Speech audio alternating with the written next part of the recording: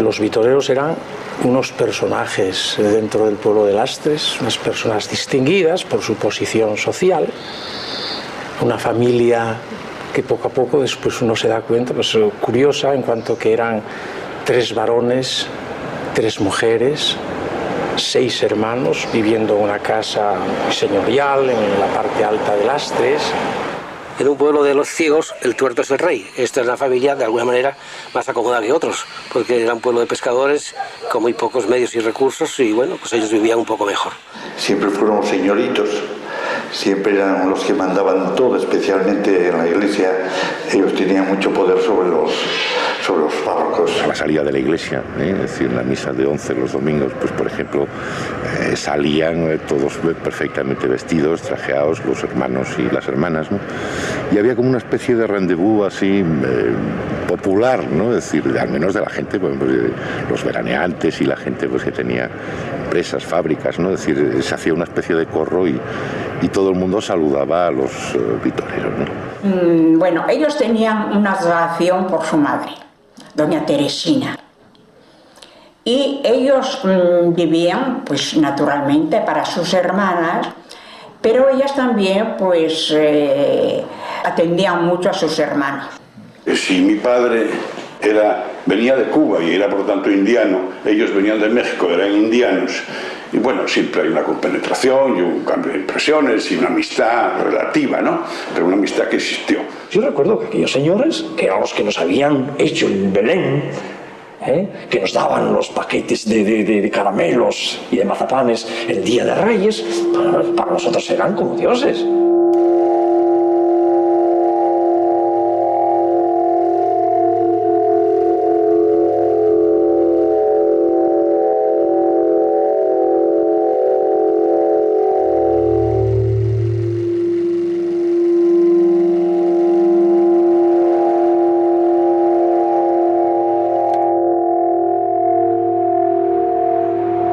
Yo empecé en el año 48 y estuve hasta el 78, son 30 años. Pero ya desde antes tenía relación con ellos y posteriormente seguí con sus asuntos. Eran 12 hermanos, yo conocí solo 6, el de México no lo conocí tampoco por fotografías, el cura ya serían 8 y otros 4 pues que no, ni idea.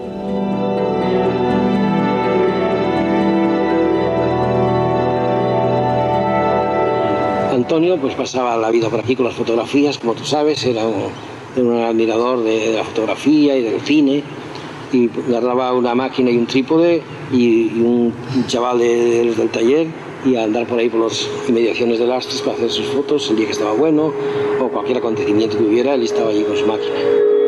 Porque Antonio pues tenía ingenio, sabiduría, porque realmente parece imposible que él haya hecho todo lo que hizo, porque además tenía un dominio sin tener ninguna especialidad de nada, pues era capaz de inventar y además tenía una sensibilidad fantástica. Antonio Chispa, así fue, dicen, el inventor de la máquina de hacer cigarrillos y del nacimiento del Belén, de la combinación de luces y demás, que fue una maravilla, ya que aquí llegaban hasta de parroquias los niños de León y de toda Asturias, todos los domingos.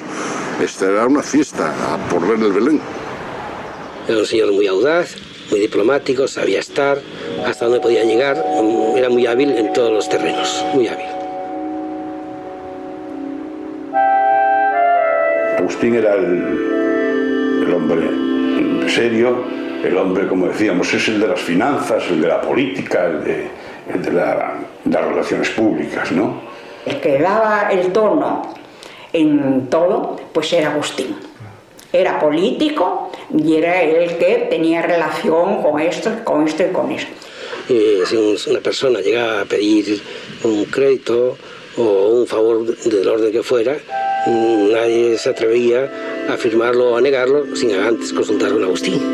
O mejor dicho, todos en familia, porque decidían todos.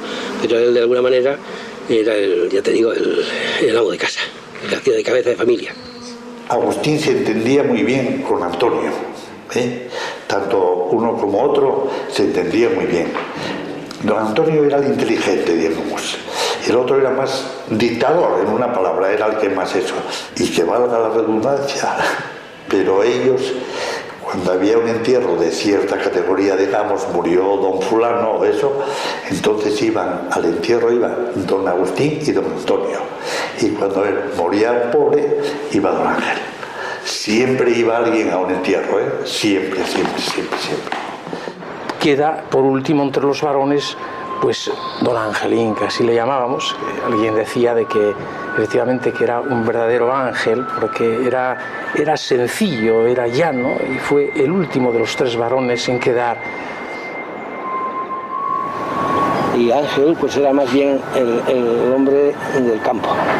Él llevaba los bosques, tenía plantaciones de eucaliptos y pinos, llevaba el jardín y la huerta, y que se ocupaba más bien de lo rural. Ángel, que dicen que fue en realidad el que hizo la fortuna de México. Le gustaba muchísimo la naturaleza. Él se marchaba, tenía un bosque entre otras cosas, un bosque especial, y entonces los pájaros venían a él. Él tenía ya los pájaros avezados y les daba y tal y que cual, de modo que él vivía de la naturaleza. Para él era superior a todo.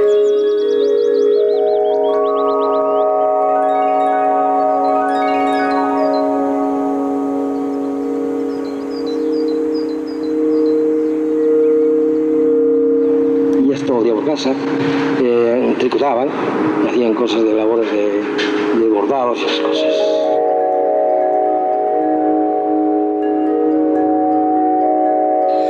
Nunca hablaron mucho del padre, ¿eh? O sea que más bien de la madre, quizá porque era la madre y vivió hasta muy mayor y murió en Santander, y yo la tenía siempre presente, a Teresa Lucio, de ahí que a ellos les llamaban los teresinos, porque ser hijos de Teresa.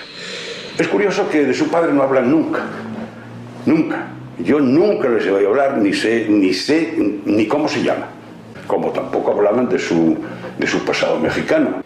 De México hablaban casi nada, algo, pero poco. Al despertar de la mañana, quiere cantar su alegría a mi tierra mexicana. Yo le canto a sus volcanes, praderas y flores que son como talismanes del amor de mis amores. México lindo y querido, muero lejos de ti, que digan que estoy dormido y que me traigan aquí. Este Torreón eran 4 avenidas y como 10 calles, una cuadrícula de 4x10, así nada más, pero llena de comercios. 6 bancos necesitaban, imagínense ustedes, 6 bancos y lleno de fábricas de aceites y jabones y de hilados y tejidos del algodón de aquí de la laguna. Entonces necesitaban mucho material para la papelería, por eso venían los agentes de papelería de todo el mundo, y aquí vino una familia que se llamaron del apellido Victorero, eran 3 hermanos que vinieron desde España. Era papelería, pero un ramo también que tenían ellos para comerciar muy bien, tabaquería el modelo, y luego ¿sabe qué más vendían?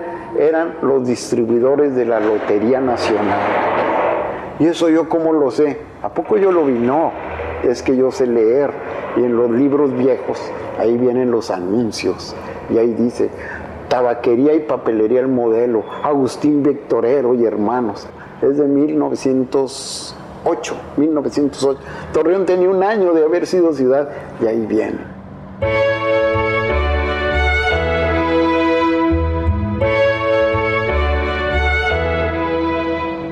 Cuando Villa entró aquí a Torreón, en 1914, Villa dijo, voy a fusilar a todos los españoles.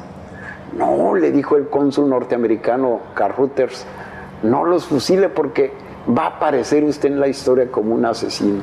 Bueno, y ya fue donde estaban escondidos abajo del banco en un sótano.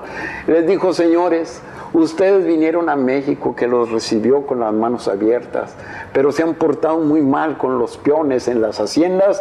No los voy a matar, no los voy a fusilar para que no digan que Pancho Villa es un asesino, pero se van a ir a San Antonio, Texas, al Paso, Texas. Aquí está el cónsul y él les va a dar un salvaconducto para que lleguen. Y los corrió de México. Dice que en su vida hubo 3 hechos, 3 circunstancias providenciales. No dicen milagrosas porque ya sería mucho, pero dicen providenciales. Una fue la cosecha del algodón de 1914, en que siembran y compran una cantidad grande de algodón porque tenían la corazonada de que el año iba a llover. Y efectivamente dicen, llovió. Decía Agustín, la cosecha fue ubérrima. Venden el algodón en Inglaterra a un superprecio y con una super cosecha, y hacen la América en un año. Habían hecho ya toda su fortuna principalmente. México lindo y querido, si muero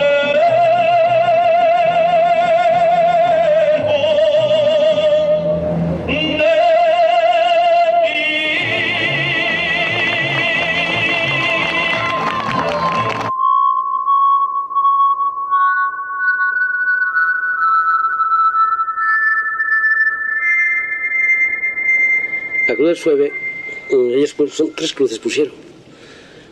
La primera en 1905 y duró poco. Se cayó con un temporal y estuvo un año sin cruz. Pero después, cuando ellos salieron de México, de alguna manera echados por la sublevación de Pancho Villa, pues si salían y llegaban a España en feliz término, pues ofrecieron una cruz de mayor proporción y más consistente. Y la volvieron a poner en 1913.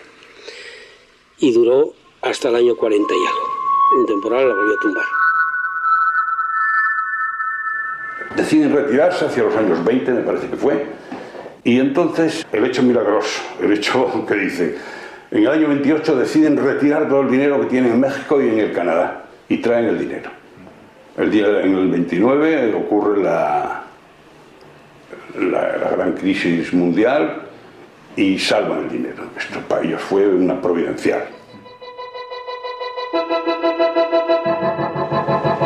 Y montaron la fábrica, instalaron la fábrica y metieron chavales de lastres, trajeron un maestro de taller que era de la fábrica de armas de Oviedo, que el que aleccionó a los demás chavales que eran de lastres, chicos jóvenes de entre 18 o 25 años todos ellos. Allí mientras que estaban trabajando no se sentía nada. Yo creo que era tipo Alemania, en Alemania no sé cómo funcionan, pero cada uno estaba en su sitio y oye, ellos hablaban entre sí, pero de juergues ni de eso, ni una palabra allí más alta que otra, y sobre todo una palabra que fuera malsonante allí no puede existir, ¿eh?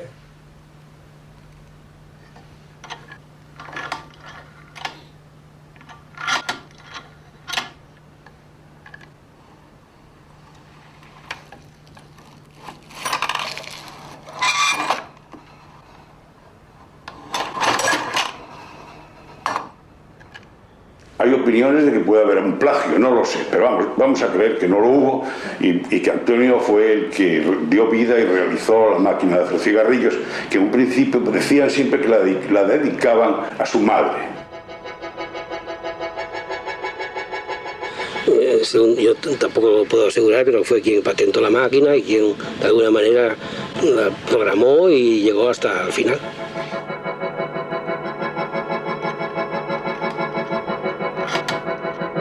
Ellos la tuvieron por eso, para tener una ocupación ellos. A la vez daban una ocupación a 20 chavales, hombres del pueblo, también era un trabajo que les venía muy bien a esas 20 familias.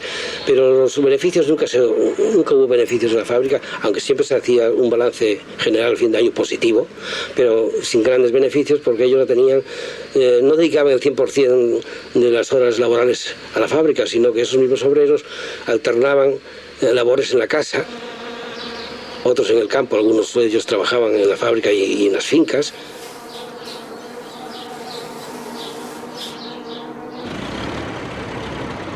Ellos también reparaban cuando una avería de alguna lancha era urgente y no podían desplazarse, o era en época de una costera y no era muy complicada la avería, subían la pieza al taller y se lo reparaba allí.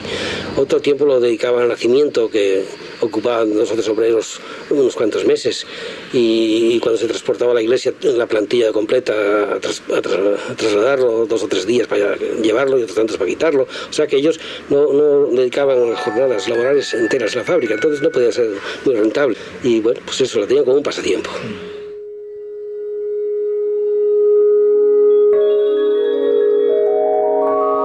Tenían un montón de fincas y ellos las administraban, las plantaban, eran muy amantes de la naturaleza, de los árboles autóctonos principalmente, porque ellos apenas tenían eucalipto, eran muy amantes del bosque y tenían al lado de casa uno se llama El Canto, que ahora es de las monjas, pues eso lo tenían lleno de caminos hechos para encizar, para quitar la pendiente de la finca, tenían bancos, muchas flores, rosales, e incluso sembraban cosas entre los árboles porque les gustaba alternar el cultivo con el arbolado.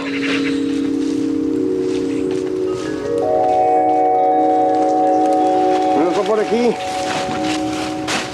por aquí tocan rosales, unos setos de rosales de arriba abajo. Y por aquí ciruelares. ¿Y cómo está ahora? Me cago en día. Si venís por la primavera y era un jardín. Esto era un jardín todo. Flores rosales de toda clase, geranios, tenían aquí, no había más que flores de eso. Esto estaba plantado de pinos. Y cuando lo cogieron los monjes, quitáronlos y después pusieron lo de eucaliptos. Y ahí, en eso otro que se ve por ahí, eso eran todo abetos y eso. Y ahí sí, había unos pumares grandísimos. No era manzana que sí lo que tenían. Lo que sí tenían una manzana que era muy bueno, porque estaba todo el día dando el sol. En esa pumarada que digo que está ahí para abajo, estaba garroteando el sol todo el día y era manzana tenía muy buena presencia porque tenía un color fabuloso, colorado del sol y eso, pero porque fuera buena clase, no, la verdad no. Las cosas claras. Había por ahí manzanas que supone el padre de Enrique y unos tíos míos tenían mejor manzana que había ahí. O sea, más elegante, más grande y más, lo que pasa que, oye, esto era manzana de lo demás.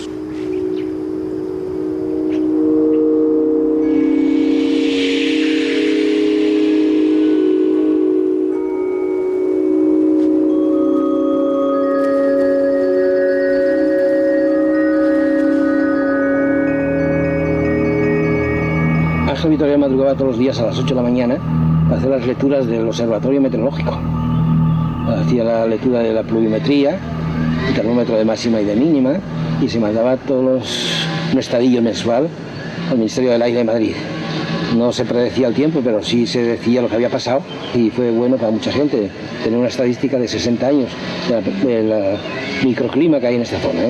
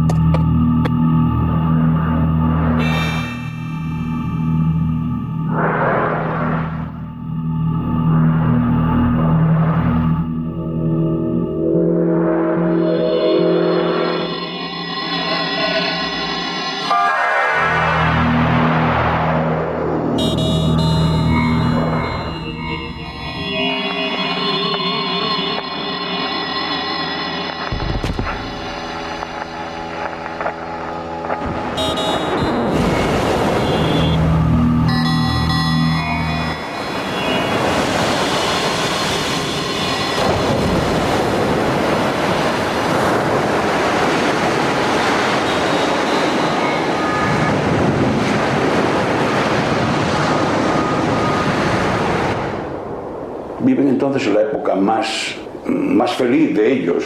Son relativamente jóvenes, traen dinero, van a cacerías, hablan de la cacería de los rebecos en Sótares, arriba en los picos de Europa.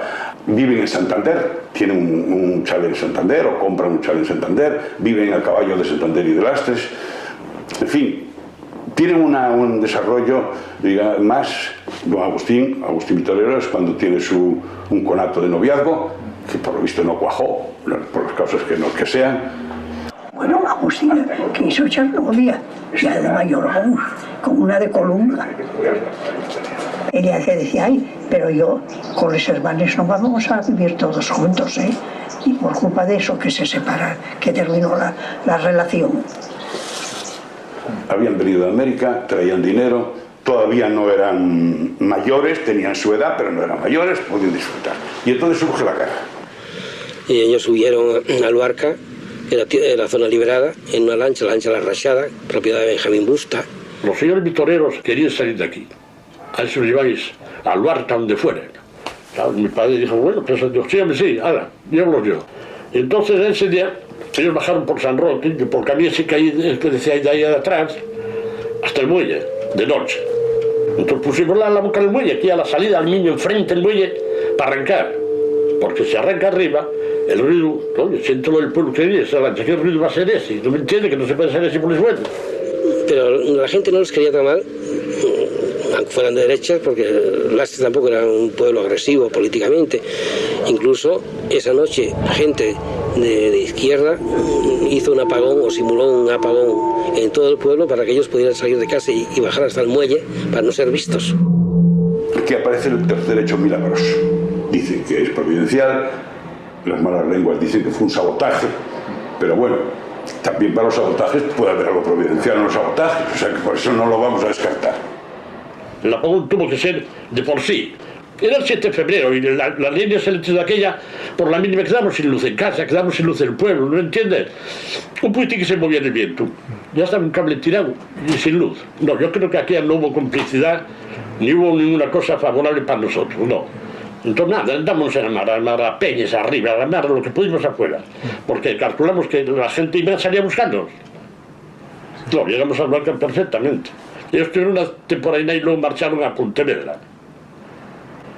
Y los ya que se terminó la guerra, todo que se liberó Asturias, ya salimos para casa también, para aquí. Y no, en medio de todo, ellos tuvieron suerte, pudieron escapar y después fueron para Galicia. Ellos vinieron, pasó la guerra y no les pasó nada. Y a otros, mira. Cuando regresan, bueno, tienen una especie de aureola, son los hombres que se fueron, los que se lograron escapar, evadieron el bloqueo, en fin, todo esto. Regresan y se convierten en lo que yo llamo en el caciquismo ilustrado. Cogen el manto. Ellos participaron en todas las obras que se hizo, que fueron muchas en la iglesia, porque la iglesia quedó totalmente desvalijada. No quedó nada. Si había que poner unos murales y pintar el altar mayor o dorar cualquier altar o retablo, pues ahí estaban los hermanos Vitorero. Ahí sí, ahí el cura tenía suerte. Y en todas las obras ellos siempre parecían los primeros como donativo, pero un donativo. Encargan campanas, suben campanas, ponen un órgano que no había y culminan con el nacimiento que fue la obra estrella de Antonio Vitorero. El nacimiento empezó a raíz de la guerra, después los primeros años lo montaban en su casa, más tarde ya se llevó a la iglesia a Lastres. El nacimiento, yo lo que siempre me contaron, lo que siempre me contó Víctor Vitorero, que es el que lo montaba antes, lo habían donado los vitoreros a la catequesis, a los críos de la iglesia, a los críos que venían al catequismo. Manín, ¿dónde vas? Voy a merendar, ¿no vienes? Yo también iba para allá, tenemos arroz con leche, si vienes qué rico está. Y eso tú, ¿cómo lo sabes? Porque ya vi la cuchara un descuido de la Silvia. No lo vayas a contar que a lo mejor en castigo déjame sin merendar. Reparaste, señor cura, lo satisfecho que está y también los vitoreros que nos vienen a invitar. Ya podemos los rapazos agradecidos estar y hacer lo que nos manden, que para nuestro bien será.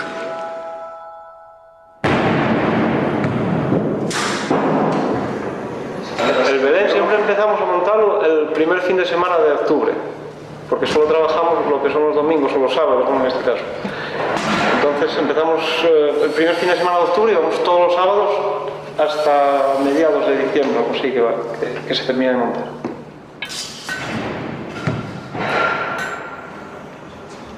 Está Ramón Fermín, está Benito, que tiene el bar aquí arriba, Luis, que ya es electricista también, está pues, Constantino, que tiene una floristería y el que se dedica más que nada a colocar pues, el tema de los adornos naturales, de plantas y de arbolocos y eso.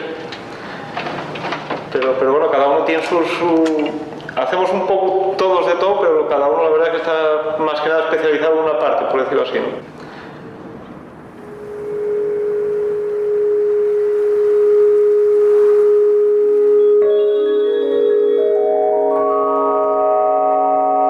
Yo para mí, ellos eran buenas.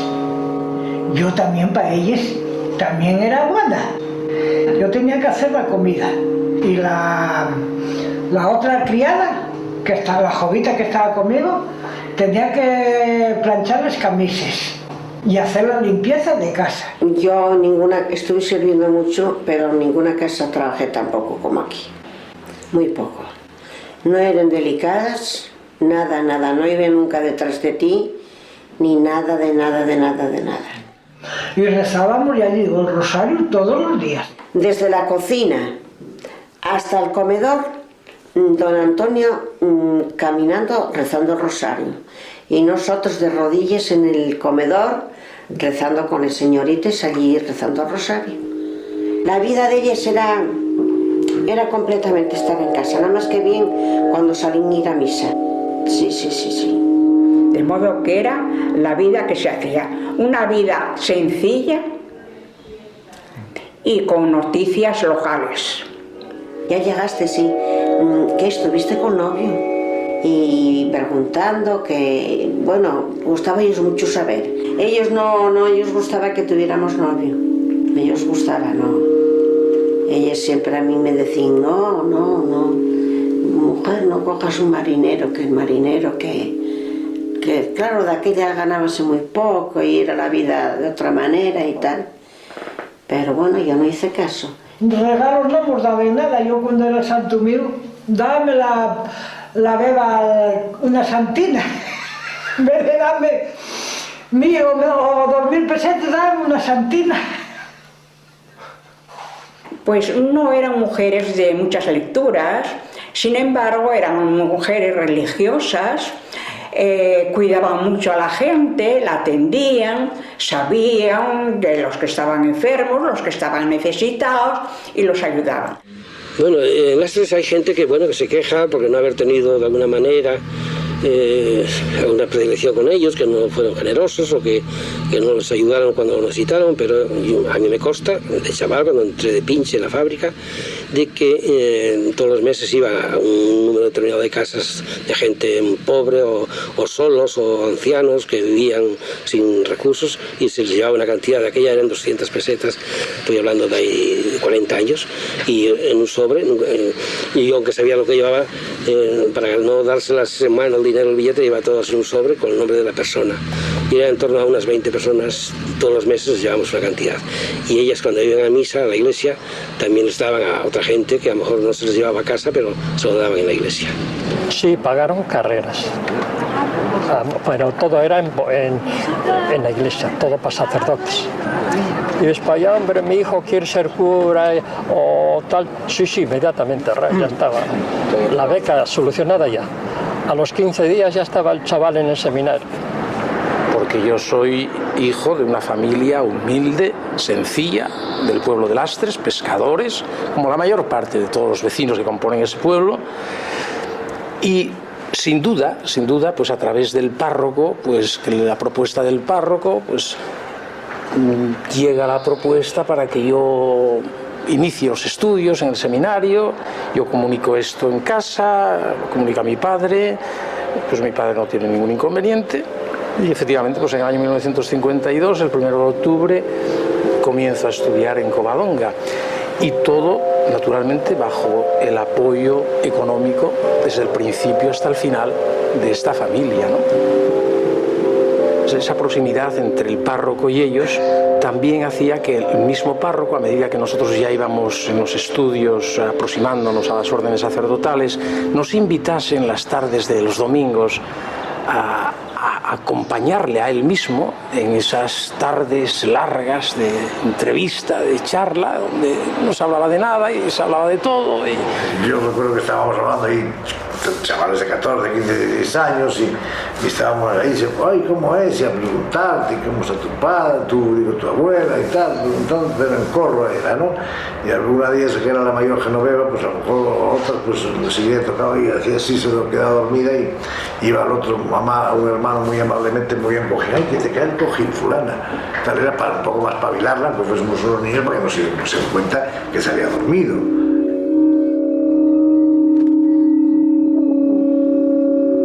Cuando llegábamos con nuestras notas, nos felicitaban, nos invitaban un día a comer y veía la frugalidad con la que se comía, veía como no había una distinción de un vino, de nada, no se comía marisco como se pudiera incluso comer, no, se comía bien, tenían el servicio, tenían las personas que atendían a la casa, pero era de lo más austero todo, de lo más austero. Entonces la mejor manera de dar gloria a Dios sería ponerse aquí. Si toda la naturaleza y todo es divino y todo es maravilloso, aquí en pegarte unas mariscadas aquí y con sidra en este jardín con estas flores mirando más, eso sería la mejor manera de dar la gloria al Creador, de hacer un canto pero casi franciscano, vamos.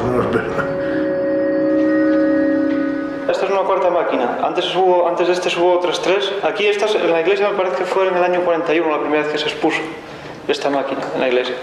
Antes de la guerra ya hubo otras tres. El funcionamiento era similar, solo que tenía menos funciones. Esta máquina, la cuarta, lo que resultó no fue de meter cosas nuevas a las otras, sino que fue de ampliar. Bueno, pues el motor es de un organillo antiguo también, lleva una serie de reductores y luego ya todos los contactos. Lleva un pequeño transformador a 5 voltios, a 5,5 se puso, que este es ya más moderno porque el otro pues quemó. Y luego aquí lleva un pequeño reloj que es con el que ajustamos, con el que se ajusta todas las excéntricas de la máquina. Pues todos los años les dejamos pues flojos para evitar que la madera coja malformaciones o que rompas, que no esté en tensión, vamos. El tarro es este, ¿no? Esto de aquí. Estos van todos aquí. Bueno, esto hay que colocarlo con mucha paciencia, todo que coincida. Tiene que coincidir todavía porque no chisporrotea después abajo, salen chispas. Bueno, esto nada, aquí lleva unas disoluciones electrolíticas. Entonces, esto va girando como a modo de un cigüeñal de un coche, ¿no? Va metiendo unos, sacando otros, muy despacio. Entonces, cuando el carbono ya toca el líquido de la disolución, ya empieza a haber una conducción eléctrica. Pero hay una conducción con una resistencia, por eso calienta lo que... Entonces, a medida que se siguen acercando los dos carbonos, disminuye esa resistencia, aumenta la intensidad, por lo tanto aumenta la claridad de la bombilla, de las bombillas que estemos intentando. Y eso ya que da la sensación pues, de un proceso lento de amenecer, de oscurecer, de ponerse el arco iris, de quitarse. Cuando se está ajustando la máquina hay que ir parte a parte. Entonces quitamos los fusibles, los plomos, y luego vamos poniendo uno a uno y mirando, ¿no? Para que el proceso de salir o entrar, por ejemplo en este caso la luna, la gloria, cualquier cosa de esas, pues que no interfiera luces exteriores a ello. Luego ya se conecta todo y ya se pone en conjunto. Pero sí, hay que ir uno a uno. Ahora hicimos unas tablas de voltajes y de intensidades, de tal manera que bueno, ya se nos hace un poco más fácil el ajuste. Pero antes se hacía a mano siempre. A mano, o sea, gota a gota, prácticamente de artesano total. Sí, no, tiene detalles muy curiosos.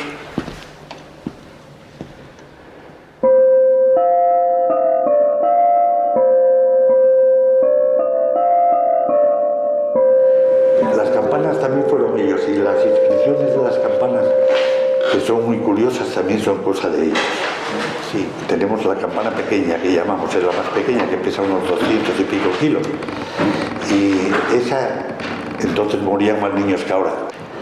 Y entonces la campana pone: con mis trinos campaniles proclamo paz y victoria, y a las almas infantiles acompaña hasta la gloria.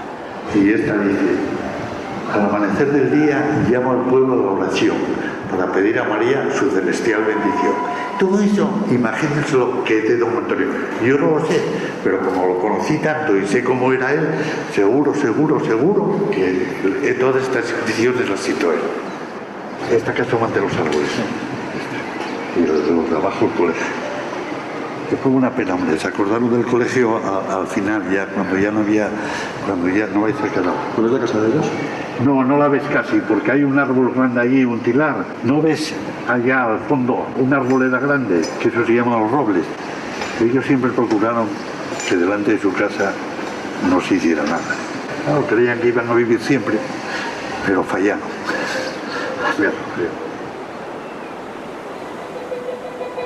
Ellos se jactaron siempre de que habían logrado traer la ayudantía y habían conseguido de Fernández Ladreda al puerto. Puede ser que sea verdad, vamos, conseguir el puerto es mucho decir, ¿no? Pero bueno, que habían influido de una manera decisiva en el puerto de Lastres. Y se hicieron los planos y los tenían ellos. Eso demuestra que estaban muy ligados a la obra. Y cada vez que venían los ministros a ver las obras o el desarrollo de las mismas, ellos estaban en primera línea y diseñando las obras, y ellos incluso fueron a Madrid en 2 ocasiones con el muelle. Bueno, yo de alguna manera creo que tuvieron mucho que ver. Uno porque era diputado él, y otro porque después pues tenían influencia con los ministros de entonces y con otras gentes que estaban llegados al gobierno.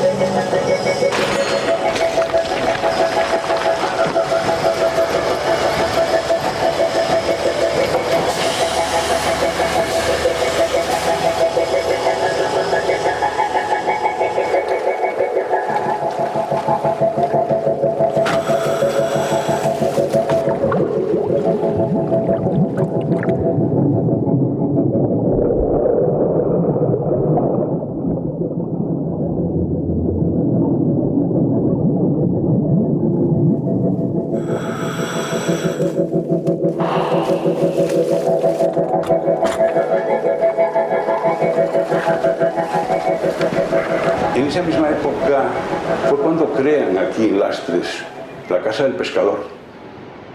Acudía mucha gente que es al pescador y la gente leía mucho. Que resulta que aquí tenemos una biblioteca del año 20 y tantos y es maravillosa en todo, muebles, en libros y en todo. Y ahí está cerrada. Teníamos una cofradía de pescadores que era la más rica del Cantábrico. Que con el médico, con don Pedro Villarda, que se pagaba de ahí, de la cofradía.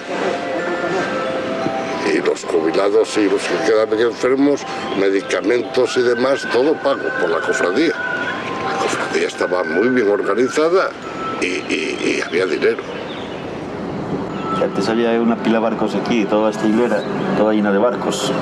Y esa otra de ahí, y aquí por la popa también. Y ahora ya ves los que somos 4 o 5 los grandes y los más pequeños. Pero de aquella sí, daba gusto en verdad.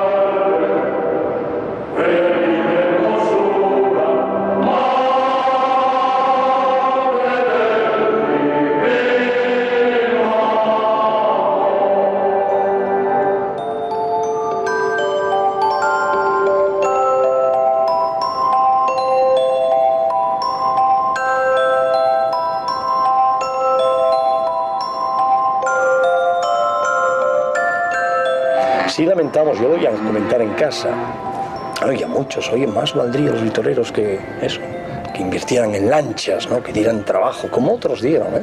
Los vitoreros no sé por qué no fue ahí, se volcaron incluso hasta en su propia herencia, se volcaron más en donar cosas a la iglesia. A lo mejor ellos creían que así se ganaban más el cielo, es posible, ¿no? No lo sé, es que para los de Lastres, hacer mucho por los de Lastres, he comprado 4 o 5 embarcaciones y claro, ellos tenían otra manera de proceder, que qué sé yo.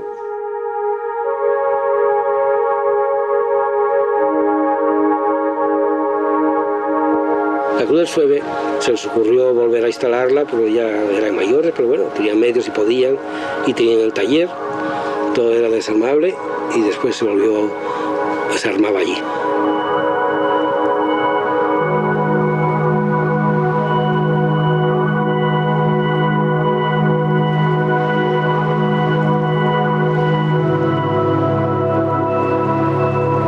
La subida a la Cruz del Sueve la hicieron los voluntarios de las parroquias de Libardón y Gobiendes, y ellos conectaban con los sacerdotes párrocos de esas parroquias, y el cura de turno pues rogaba a los feligreses que hicieran las aportaciones al Sueve, y en varias semanas subieron arriba. Y después los obreros de la fábrica, a mí me tocó también, en el año 54 se instaló, en 2 o 3 meses se instaló. Muchos que tenían así esta especie de deuda con los señores vitoreros, por las buenas o por las malas o por las motivaciones que sean, se pensaron a subir trozos de aquella cruz. Mi tío Benino me llevó, como, ¿quieres venir para el monte? Yo nunca había subido al Sueve. Sí. Y recuerdo que fuimos andando hasta el Sueve, desde Lastres. Y había multitud, 20, 30, 40 hombres con trozos de una cruz metálica. Sueve para arriba. Y en septiembre del 55 se inauguró. De los hermanos solo subió Antonio y Ángel Vitorio. Agustín ya era muy mayor, ya no se atrevió. Aunque estuvo diciendo que hasta el último día que subía, para no decir que no subía, después de alguna manera pues paliaría la falta.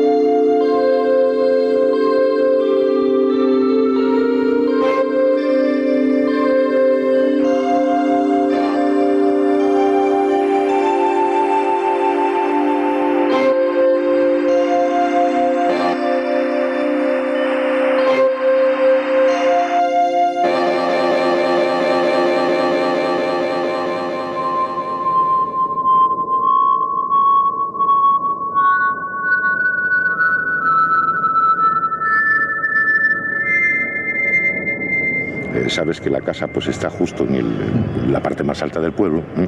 Yo diría que la parte que tiene una vista pues hacia el mar por un lado y hacia la costa por el otro, ¿no? De manera que prácticamente controla absolutamente todo, ¿no? Y la sensación en la playa pues era de que cualquier desmán, y los desmanes de aquella época pues solo podía ir en el sentido de lo sexual manifiestamente, ¿no? De un traje de baño más corto, de un bikini. No existían bikinis en aquella época. Entonces había siempre un poco ese sentimiento de nos están viendo, ¿no? O nos pueden ver, ¿no? O qué dirán, ¿no? Pero yo creo que la fantasía incluía pues algún tipo de lente mágica, o de telescopio, o de aparato, de prismático, algo así que por el que se veía casi todo, ¿no?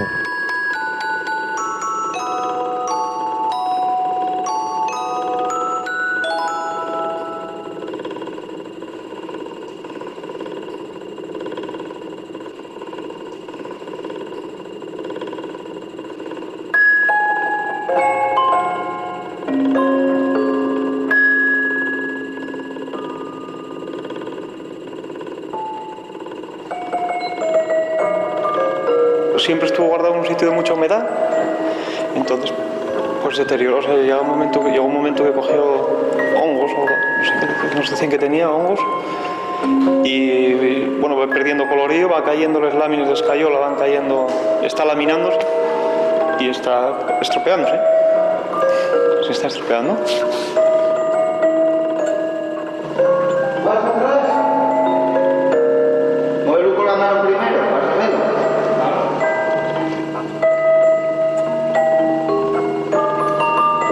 Sale bien, ¿eh? No, bueno.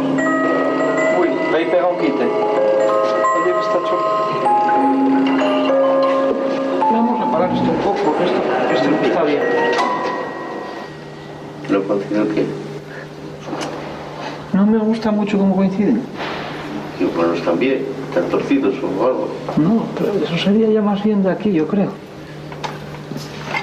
Esta posa más también. Esta posa más también. Pues está bien, queda un poquillo torcida, ¿verdad? Bueno, me cago en una puta. Y en las noches porrotea bien, vamos. Pareces un paje de los Reyes Magos. ¿Quién yo? No hay tanto. Y este cabrón, hijo puta, ¿por qué me hace esto? Cabrón, hijo puta. ¿No ves? La empuja, cómo tira de un lado, como no lo lleva por medio. No hay manera de solucionarlo eso. No, hombre, no, estuvo solucionado toda la vida, ¿cómo no va a estar solucionado ahora?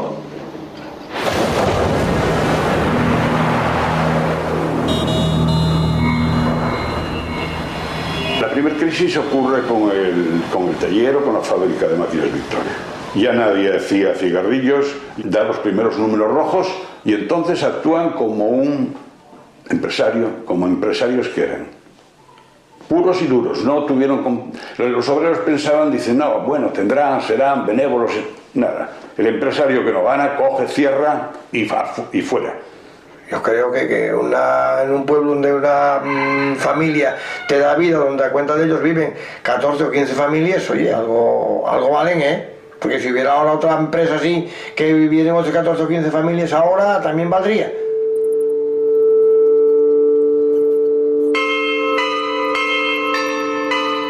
El que mandaba era Agustín aparentemente, pero el que mandaba en la sombra era Antonio. Entonces la casa, aunque murió Agustín, seguía el mismo ritmo y con el mismo auge, porque estaba el cerebro allí, estaba el motor, y era don Antonio. Pero al morir don Antonio en el año 64, pues ya la casa iba flaqueando un poco las fuerzas sociales de la casa. Superviven 4, uno, Ángel, pocas luces en aquel momento ya, un hombre ya muy dado, muy cascado de la vida, ya francamente en época senil, y las 3 hermanas. Y la que coge las riendas de la casa es Elvira Victorino. Ella no sabía de economía, no sabía de números, no sabía que la fortuna de sus hermanos iba menos porque había una depreciación normal en la vida, porque todo iba cambiando. Pasa que ellos tenían un testamento de unos a otros. Y en el testamento decía que el heredero era de unos a otros los supervivientes. Y el último, que viviese la familia, era el que tenía que hacer el taller escuela. Pero como ellos ya eran tan mayores, se dejaron llevar de alguna manera. Las monjas creyeron que la fundación no era lo ideal porque iban a estar muy limitados los fondos cuando pasara el tiempo, porque el capital fundacional siempre queda pequeño con el correr de los años. Entonces ellas se lo hicieron ver así y llegaron a convencerlos, y en lugar de fundación le hicieron una escritura pública por todos los bienes, a condición de que siguiera manteniendo un colegio parvulario con un mínimo de 114 plazas. Yo tengo el borrador de lo que iba a ser esa fundación, pero una de las hermanas que quedó última, con 100 años, que se le iba a ocurrir a esa mujer hacer nada, porque ya no estaba ni capaz, ni podía, ni sabía. Entonces ese fue el fallo que tuvo esta familia. Aquello quedó para nada, mejor dicho, quedó, como no estaba previsto, quedó por las monjas en su totalidad. Las monjas aguantan, pero al final acaban pasando a la casa madre, que es la joya de la corona y lo que ellos pretendían, hasta el extremo que a Concha, que era la última que vive, la llevan a una residencia o a un hospital que tienen en Gijón, las Dominicas, y allí la tienen y ahí acaba.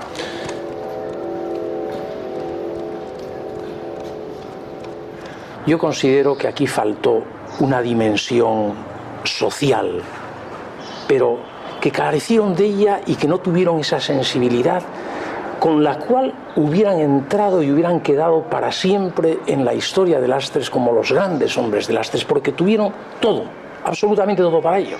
Otra falta de esta gente fue de no haber dejado en su testamento alguna propiedad para que pudieran seguir ayudando al montaje del nacimiento.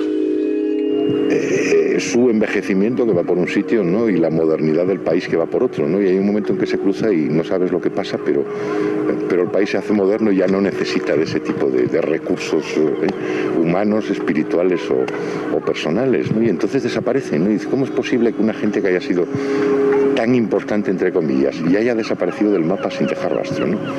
Pero eso sucede, yo creo que es algo inherente a la modernidad, ¿no? y al progreso, ¿no?